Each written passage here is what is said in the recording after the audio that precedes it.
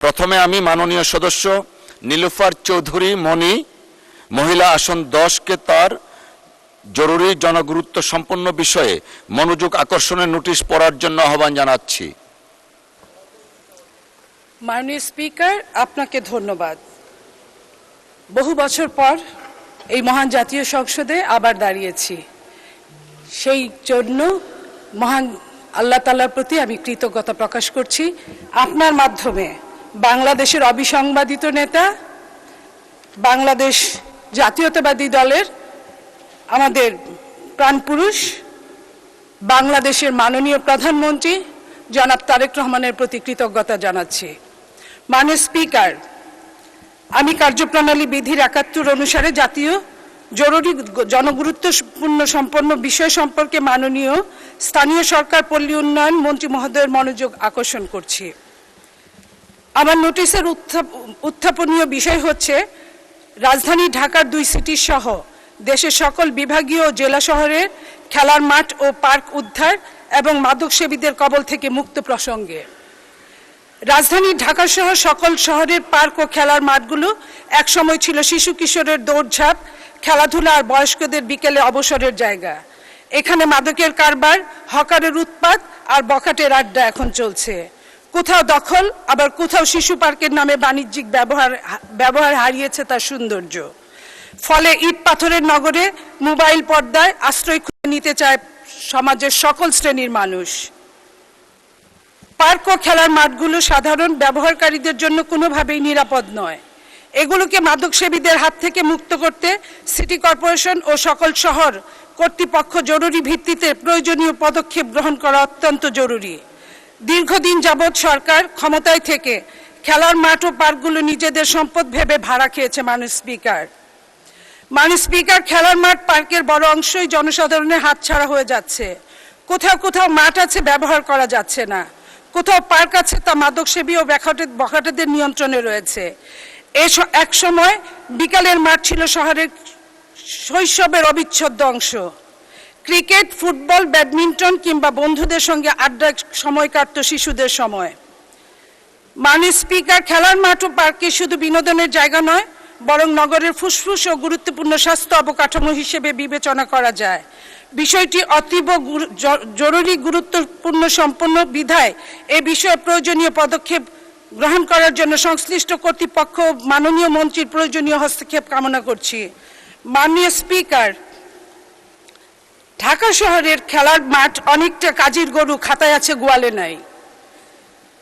Deutsche ভেলের report অনুযায়ী ঢাকা সিটির 2টা সিটি কর্পোরেশনে 129টি ওয়ার্ডের মধ্যে মাত্র 235টি খেলার মাঠ রয়েছে। ওয়ার্ড প্রতি 2টারও কম, প্রতি ওয়ার্ডে 2টা খেলার মাঠেরও কম রয়েছে। সেই মাঠগুলো বাস্তব চিত্র আরও ভয়াবহ। এদের মধ্যে মাত্র 42টা জনগণ কোনো মতে ব্যবহার করতে পারে, অর্থাৎ তার শতাংশ হচ্ছে মাত্র 18%। বিভিন্ন প্রতিষ্ঠানের দখলে আছে 60%, আর সরকারের দখলে আছে 7%। সূত্র হচ্ছে ডয়েচে ভেলে। মাননীয় স্পিকার, দখলকৃত মাঠে নানা স্থাপনা, ক্লাব, মার্কেট, এমনকি হাটবাজার পর্যন্ত গড়ে উঠেছে। মাননীয় স্পিকার, রক্ষক যখন ভক্ষক হয়ে যায় তখন বিচারের বাণী নিভৃতে কাঁদে। থুপ খোলা মাঠটিতে সিটি কর্পোরেশন তাদের নিজের খেলা বন্ধ করে দিয়ে মার্কেট গড়ে তুলেছে। থুপ খোলা মাঠটিতে, শ্যামলী মাঠটিতে বসেছে কাঁচা বাজার, মিরপুরে পাইকারি পণ্যের আড়ত সহ অনেক মাঠগুলো এরকম সাপ্তাহিক বাজার অথবা প্রতিদিনকার বাজার রয়েছে।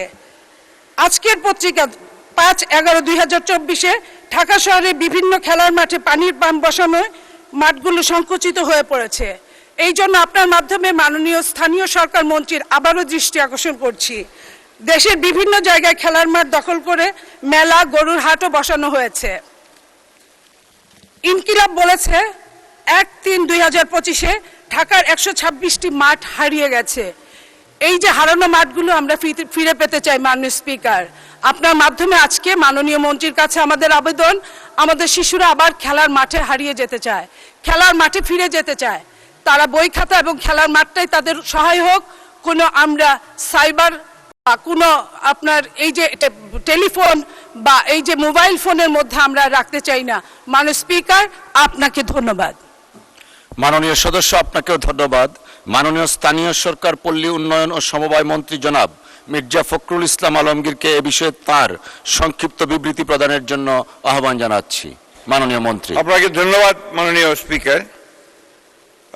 আমি ধন্যবাদ জানাতে চাই মাননীয় সংসদ সদস্যকে, যিনি অত্যন্ত গুরুত্বপূর্ণ একটা বিষয় আমাদের এই সংসদের মাধ্যমে গোটা জাতির সামনে তুলে নিয়ে এসেছেন।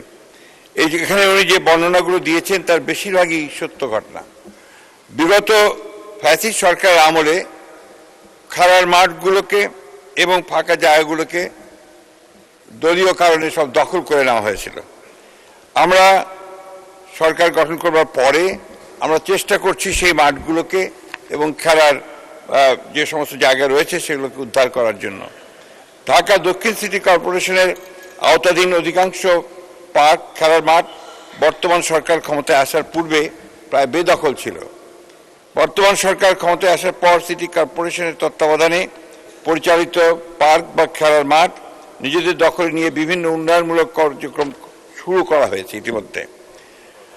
উদাহরণস্বরূপ গুলিস্তান পার্ক তথা শহীদ মতিউর রহমান পার্কটি মারাত্মক অবস্থানে সহ বিভিন্ন ধরনের ভবঘুরে সহ ভাসমান হকারদের দখলে ছিল।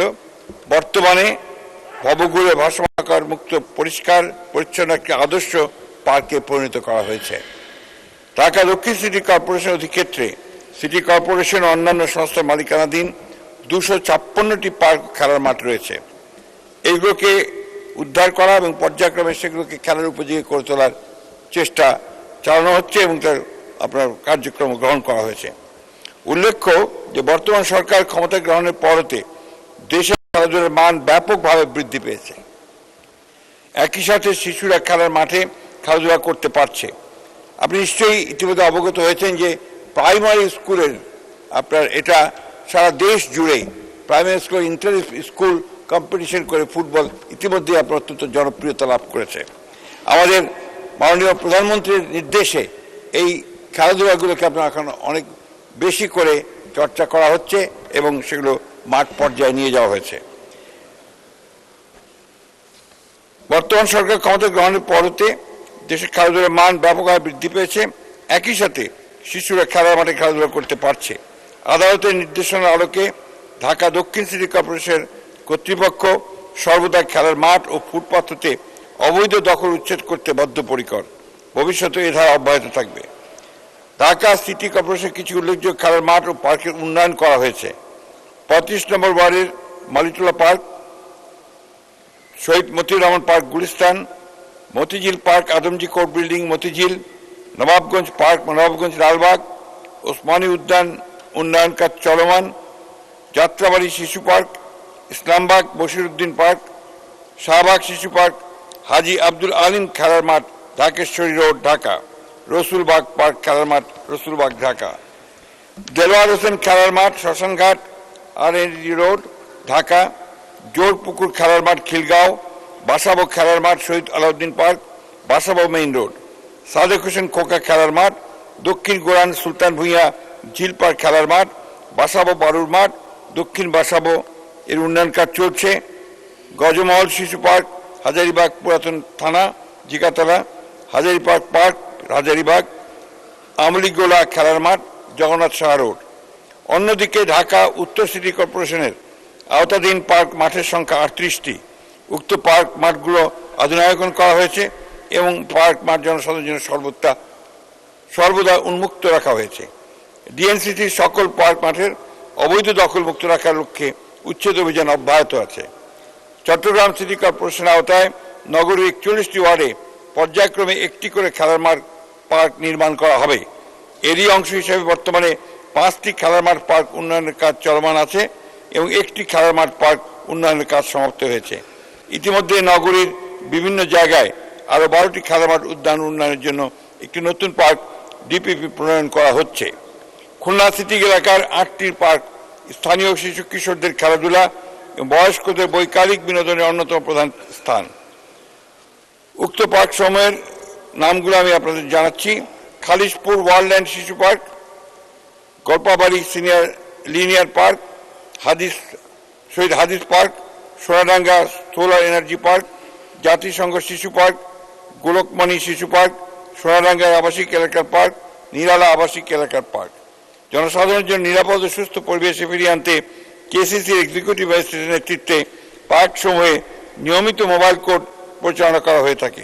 এভাবে দেশের সকল বিভাগীয় জেলা শহরে খেলার মাঠ ও পার্ক উদ্ধার ও মাদক সেবীদের কবল থেকে উদ্ধারের প্রক্রিয়া চলমান আছে। আমি উল্লেখ করতে চাই মাননীয় স্পিকার যে মাননীয় প্রধানমন্ত্রীর নির্দেশে এখন এই খেলাধুলাকে অনেক বেশি গুরুত্ব দেওয়া হচ্ছে। Inter school sports, inter school cultural activities এগুলো এখন অনেক বেশি বেড়ে গেছে। সুতরাং আমরা বিশ্বাস করি এই কাজগুলোর মধ্য দিয়ে, এই অ্যাক্টিভিটিসের মধ্য দিয়ে আমাদের আশঙ্কা যেটা করেছেন মাননীয় সংসদ সদস্য সেটা অনেকাংশেই কমে আসবে বলে আমরা বিশ্বাস করি। ধন্যবাদ মাননীয় স্পিকার।